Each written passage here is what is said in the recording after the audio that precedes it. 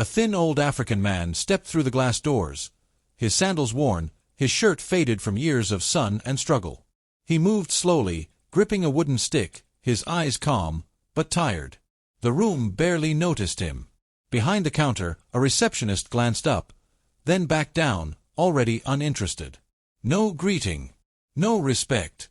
"I need help," the old man said quietly. She sighed, slid a form across the desk, then paused, looking him up and down. No ID. No proper documents. Her lips tightened. Without another word, she tore the paper in half. The sound echoed louder than it should have. A few people looked up, then looked away. "Please leave," she said coldly.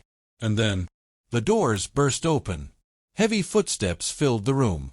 What they didn't know was that this man built everything they were standing in. The room went silent, but not because they understood. No one knew who he was. No one cared enough to ask. They only saw an old man in worn-out clothes, and decided his story didn't matter. But in the next few minutes, everything they believed about him would shatter. Because sometimes, the quietest people carry the loudest truths. And when respect is denied, justice has a way of walking in unannounced. Backhand index pointing right. If you've ever seen injustice turn into justice, stay with me till the end. Let me take you back, many years before that moment. Before the worn-out sandals, before the trembling hands, before the world learned to ignore him. His name was Musa Adewale. He was born in a small village in northern Nigeria, a place where the roads were made of dust, and the nights were lit by lanterns, not electricity. Musa grew up in a one-room mud house with his parents and 3 siblings. They didn't have much, but they had enough to survive. Every morning before sunrise, his father would wake him up. "Come, Musa," he would say, "a man who sleeps too long will chase hunger all his life." So Musa worked. He carried water from a well half a mile away. He helped his mother in the fields, and by the age of 10, his hands already looked like they belonged to a grown man. School was a luxury. Some days he went, most days he didn't, because survival always came first.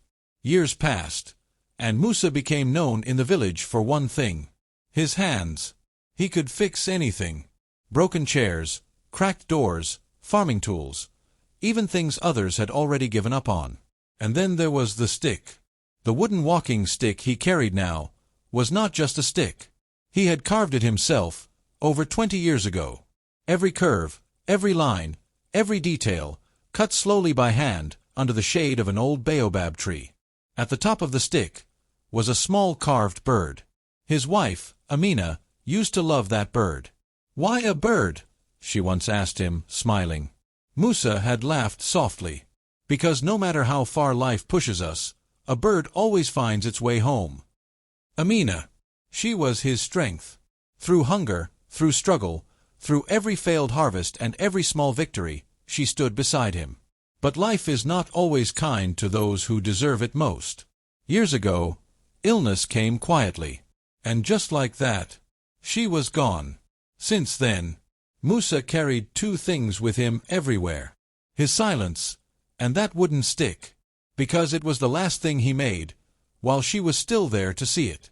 People saw a poor old man, but they didn't see the years behind him. Now, bring your attention back to the present. The same old man, Musa Adewale, stood quietly inside a large city bank. Cold air from the air conditioners filled the room, bright lights reflected off polished floors, and people sat in neat rows, waiting for their turn.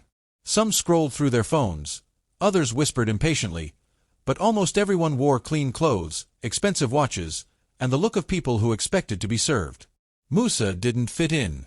His faded shirt, his worn sandals, and that old wooden stick in his hand made him stand out, in a way no one wanted to stand out.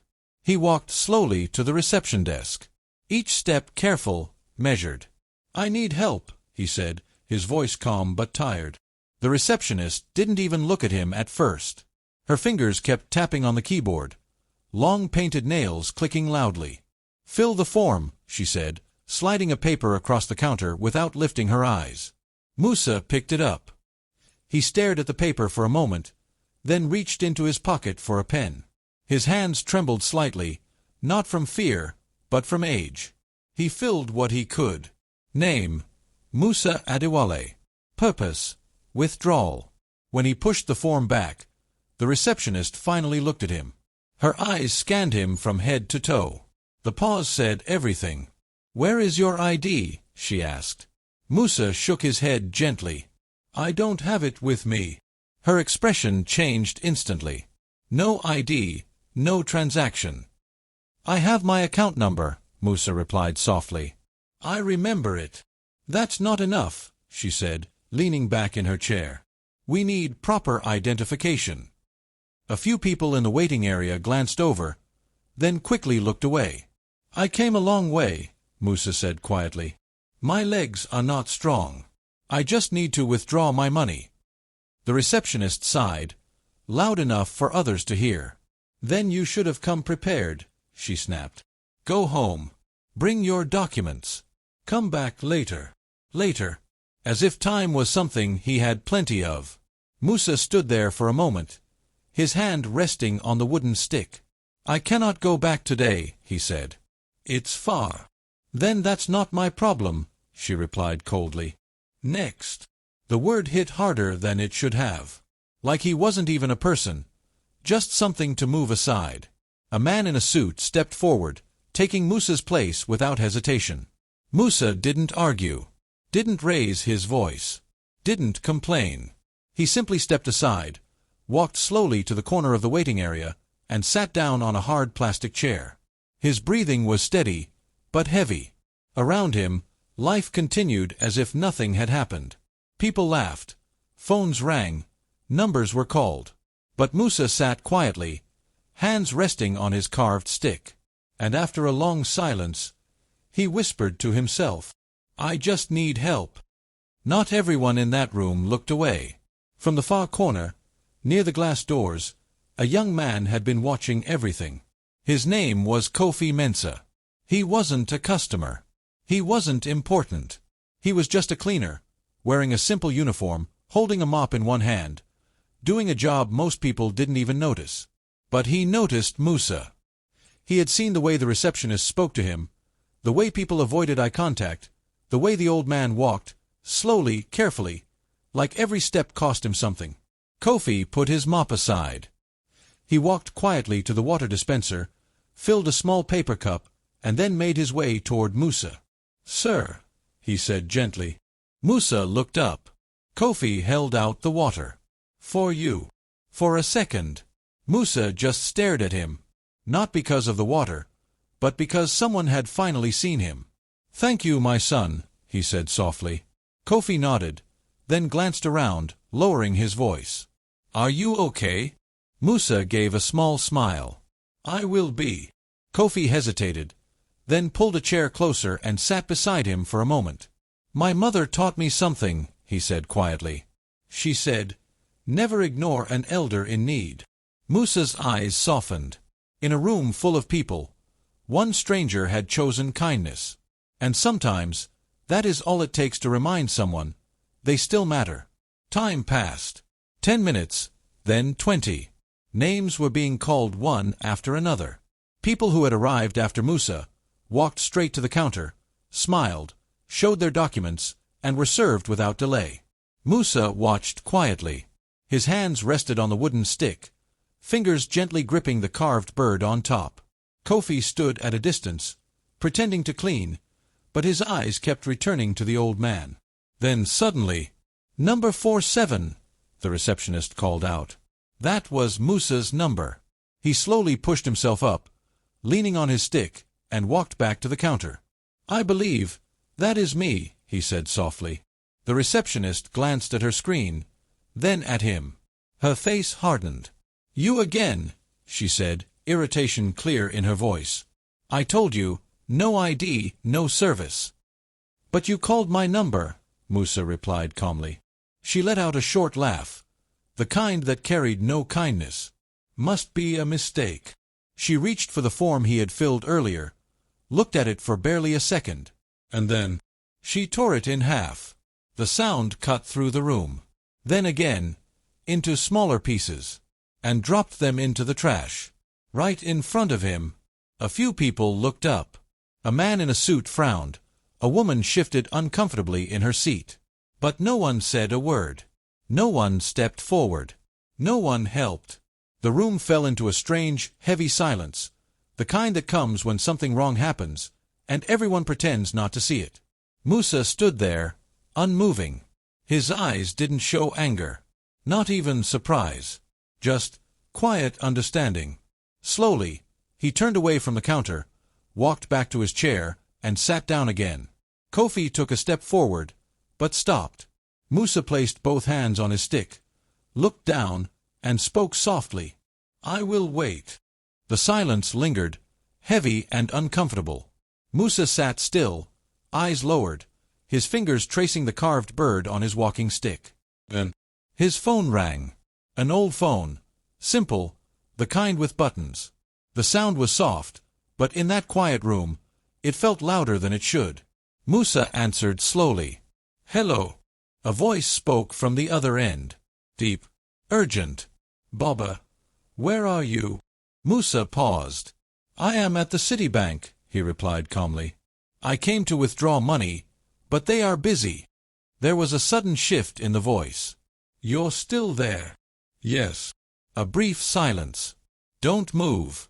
"I'm coming." The call ended. Musa placed the phone back into his pocket, as if nothing had changed. But something had. Less than a minute later, the glass doors at the entrance swung open. Hard. Heads turned. Footsteps echoed across the polished floor. Fast, confident, deliberate. A tall man in a sharp suit walked in, his presence filling the room before he even spoke. Security guards straightened instantly.